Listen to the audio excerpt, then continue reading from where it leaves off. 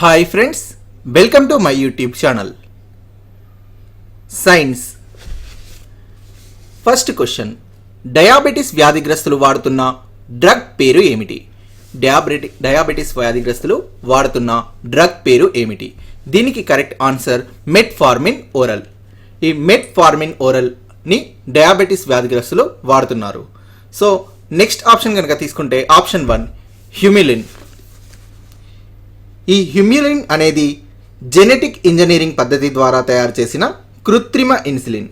Genetic engineering పద్ధతి ద్వారా తయారు చేసిన కృత్రిమ ఇన్సులిన్ పేరు హ్యూమిలిన్. తర్వాత ఆప్షన్ కనుక తీసుకుంటే BGR34. BGR34. ఫస్ట్ BGR అంటే ఏంటంటే blood glucose regulator. Blood glucose regulator 34. ఇది రక్తంలో గ్లూకోజ్ స్థాయిని కంట్రోల్ చేసే ఒక ఆయుర్వేద ఔషధం. రక్తంలోని గ్లూకోజ్ స్థాయిని నియంత్రించే ఒక ఆయుర్వేద ఔషధం BGR34. దీన్ని తయారు చేసింది CSIR. మెట్ఫార్మిన్ ఓరల్ అలాగే చూసాం ఇందాకే. సో మళ్ళొకసారి చూద్దాం ఫ్రెండ్స్. డయాబెటిస్ వ్యాధిగ్రస్తులు వాడుతున్న డ్రగ్ పేరు మెట్ఫార్మిన్ ఓరల్. BGR34 అనేది రక్తంలో గ్లూకోజ్ స్థాయిని నియంత్రించే ఆయుర్వేద ఔషధం. దీన్ని తయారు చేసింది CSIR. డయాబెటిస్ క్యాపిటల్ అని హైదరాబాద్ని అంటారు. ఎందుకంటే మొత్తం వరల్డ్లోనే డయాబెటీస్ పేషెంట్లు ఎక్కువగా ఉన్న దేశం కనుక చూసుకుంటే ఇండియా.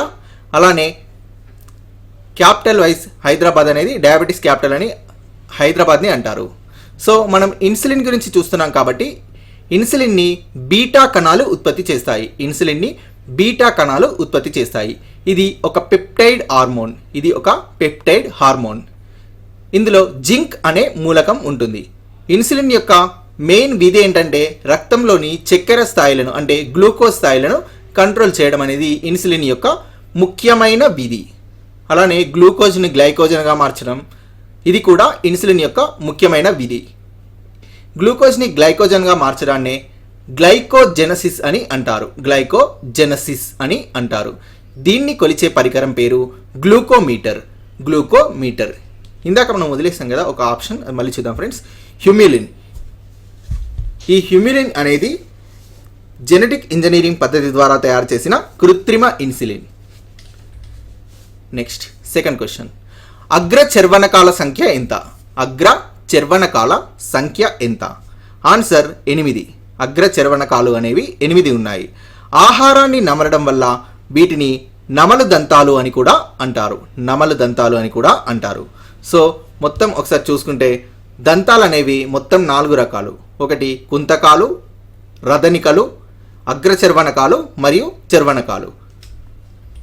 సో దంతాలు 4 రకాలు: కుంతకాలు, రదనికలు, అగ్రచర్వణకాలు మరియు చర్వణకాలు. కుంతకాల యొక్క సంఖ్య 8. కుంతకాలు అనేవి ఆహారాన్ని కొరకడానికి ఉపయోగపడతాయి కాబట్టి వీటిని కొరకు పళ్ళు లేదా కత్తెర పళ్ళు అని కుంతకాలని అంటారు. నెక్స్ట్ చూసుకుంటే రదనికల సంఖ్య 4. రదనికలు అనేవి మాంసాహారుల్లో మాత్రమే అభివృద్ధి చెంది మొనదేలి ఉంటాయి కాబట్టి వీటిని చీల్చే దంతాలు లేదా కోర పళ్ళు అని కూడా అంటారు. సో రదనికలు 4. నెక్స్ట్ చర్వణకాలు కంటే ముందు చూసేది అగ్రచర్వణకాల సంఖ్య 8. ఆహారాన్ని నమలడం వల్ల వీటిని నమలు దంతాలు అంటారు అని ఇందాక మనం చెప్పుకున్నాం. సో చర్వణకాలు అన్నిటికంటే వీటి సంఖ్య ఎక్కువగా ఉంటుంది. చర్వణకాలు 12 మొత్తం. ఆహారాన్ని లోపలికి విసరడం వల్ల వీటిని బిసురు దంతాలు అని కూడా అంటారు. చర్వణకాలని అంటారు. చాలా ఇంపార్టెంట్ ఫ్రెండ్స్. అలానే రూట్ కెనాల్ థెరపీ అని వింటూ ఉంటాం. రూట్ కెనాల్ థెరపీ అంటే శాశ్వత దంతాలు ఊడిపోయినప్పుడు దంత వైద్యులు కృత్రిమ దంతాలను పెట్టడాన్ని రూట్ కెనాల్ థెరపీ అని అంటారు. సో నెక్స్ట్ క్వశ్చన్, ఈ క్రింది వాటిలో జీర్ణాశయం ఉత్పత్తి చేయని ఎంజైమ్ ఏది? సో దీనికి ఆన్సర్ టయలిన్ అనేది జీర్ణాశయం ఉత్పత్తి చేయని ఎంజైమ్. టయలిన్ని లాలాజల గ్రంథులు ఉత్పత్తి చేస్తాయి. సో టయలిన్ ఎంజైమ్ని లాలాజల గ్రంథులు ఉత్పత్తి చేస్తాయి. పెప్సిన్, రెనిన్ మరియు లైపేస్ గ్రంథులను జీర్ణాశయం ఉత్పత్తి చేస్తుంది. పెప్సిన్, రెనిన్ మరియు లైపేస్ ఎంజైమ్లను జీర్ణాశయం ఉత్పత్తి చేస్తుంది. పెప్సిన్, రెనిన్ మరియు లైపేస్ ఎంజైమ్లను జీర్ణాశయం ఉత్పత్తి చేస్తుంది. ఈ క్రింది వాటిలో సరికాని దానిని గుర్తించండి. ఫస్ట్ ఆప్షన్ 4 గదుల గుండె కలిగిన ఉష్ణరక్త జంతువులు పక్షులు మరియు క్షీరదాలు. 4 గదుల గుండె కలిగిన ఉష్ణరక్త జంతువులు. Correct friends. సెకండ్, 4 గదుల గుండె కలిగిన శీతల రక్త జంతువు మొసలి. 4 గదుల గుండె కలిగిన శీతల రక్త జంతువు మొసలి. ఇది కూడా కరెక్టే ఫ్రెండ్స్. సో పై 2 సరైనవి.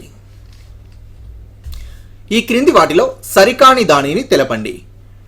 ఫస్ట్ ఆప్షన్, రక్తనాళాలు ముఖ్యంగా 4 రకాలు. So wrong friends. రక్తనాళాలు కేవలం 3 రకాలు మాత్రమే. 1 ధమనులు, 2 సిరలు, 3 రక్తకేశ నాళికలు. ధమనులు, సిరలు మరియు రక్తకేశ నాళికలు. సో సెకండ్ ఆప్షన్, ధమనులు, సిరలు లేని శరీర భాగాలు గోర్లు మరియు దంత ఎనామిల్. ధమనులు, సిరలు లేని శరీర భాగాలు గోర్లు మరియు దంత ఎనామిల్. మొత్తం రక్తనాళాల్లో అతి చిన్నవి రక్తకేశ నాళికలు. మొత్తం రక్తనాళాల్లో అతి చిన్నవి రక్తకేశ నాళికలు. మొత్తం రక్తనాళాల్లో అతి పెద్దవి ధమనులు. మొత్తం రక్తనాళాల్లో అతి పెద్దవి ధమనులు. సో రక్తనాళాలు ముఖ్యంగా 3 రకాలు అనేవి కరెక్ట్ ఆన్సర్ ఫ్రెండ్స్.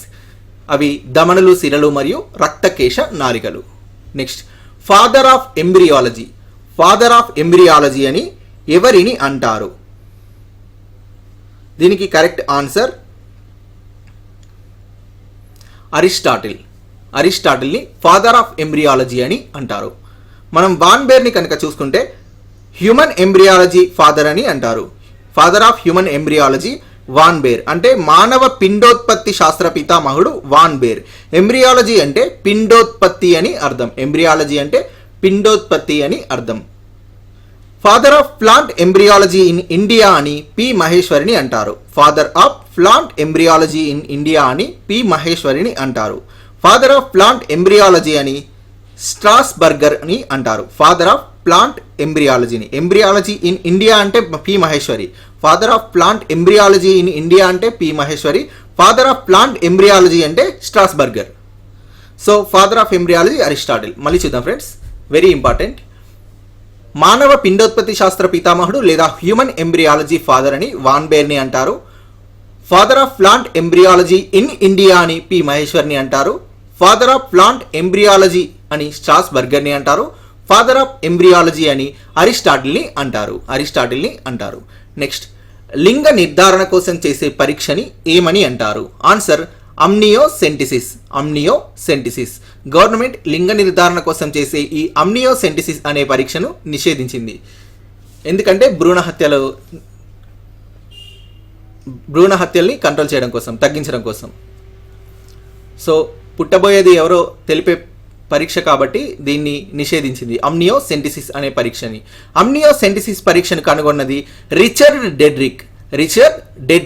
అమ్నియోసెంటిసిస్ పరీక్షను కనుగొన్నది రిచర్డ్ డెడ్రిక్. వెన్నునాడులు ఎక్కడి నుండి ఏర్పడతాయి? ఆన్సర్ వెన్నుపాము. వెన్నునాడులు అనేవి వెన్నుపాము నుండి ఏర్పడతాయి. వెన్నునాడుల యొక్క సంఖ్య ఎంత? ఆన్సర్ 31 జతలు. రక్త నాళాల అధ్యయనాన్ని ఏమని అంటారు? ఆంజియాలజీ. చాలాసార్లు ఎగ్జామ్లో అడిగిన బిట్. రక్తనాళాల అధ్యయనం ఏమని అంటారు? ఆంజియాలజీ. మెలనిన్ ఎక్కువై చర్మం నలుపు రంగులో ఉండటాన్ని ఏమని అంటారు? Answer tanning. థైరాక్సిన్ లోపిస్తే పిల్లల్లో కలిగే బుద్ధిమాంద్యత ఏమిటి?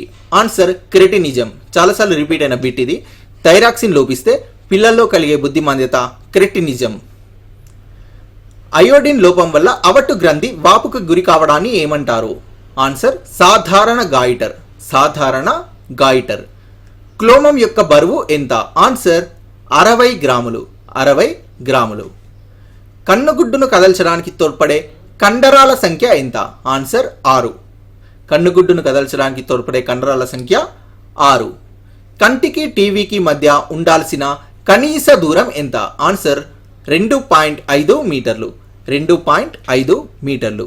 కన్ను చూసే అతి చిన్న సైజు ఎంత? కన్ను చూసే అతి చిన్న సైజు 100 మైక్రాన్స్. కార్నియా వంపు తిరగడాన్ని ఏమని అంటారు? Answer astigmatism. అస్టిగ్మాటిజం. కార్నియా వంపు తిరగడాన్ని అస్టిగ్మాటిజం అని అంటారు. నియాసిన్ లోపం వల్ల కలిగే వ్యాధి ఏది? నియాసిన్ లోపం వల్ల కలిగే వ్యాధి పేరు పెల్లాగ్రా. పెల్లాగ్రా చాలాసార్లు అడిగిన bit friends. So thank you very much friends.